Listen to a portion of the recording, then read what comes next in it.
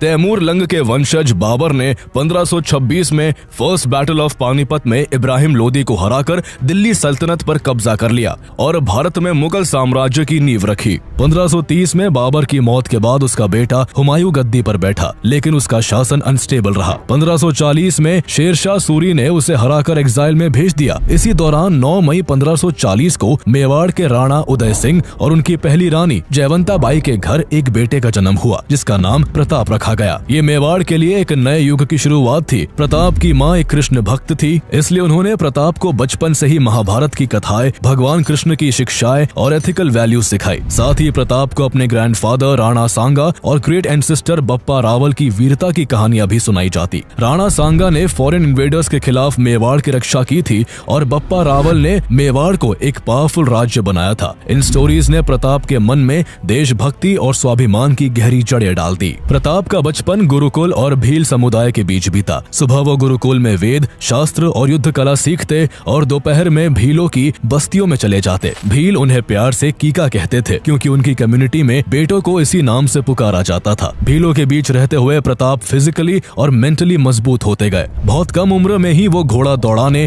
तेज तर्रार तरीके से तलवार चलाने और तीरंदाजी में महारत हासिल कर चुके थे। उनका साहस देखकर लोग दंग रह जाते थे। राणा उदय सिंह के सबसे बड़े बेटे होने के नाते उन्हें राज्य में युवराज की उपाधि मिली और वो आम जनता के बीच इस तरह से घुल मिल गए कि उनकी पॉपुलैरिटी छोटी सी उम्र से ही बढ़ने लगी। उसी बीच राजस्थान की धरती से थोड़ी ही दूर सिंध के अमरकोट में 1542 में हुमायूं के बेटे जलालुद्दीन अकबर का जन्म होता है। अकबर को 1556 में सिर्फ 13 वर्ष की उम्र में ही दिल्ली की गद्दी पर बैठा दिया जाता है। चूँकि अकबर उम्र में छोटा था, इसलिए असली शक्ति उसके रीजेंट बैरम खान के पास थी। लेकिन जल्द ही अकबर ने बैरम खान को हटाकर पूरी पावर अपने हाथों में ले ली और अपनी एक्सपेंशनिस्ट पॉलिसी के तहत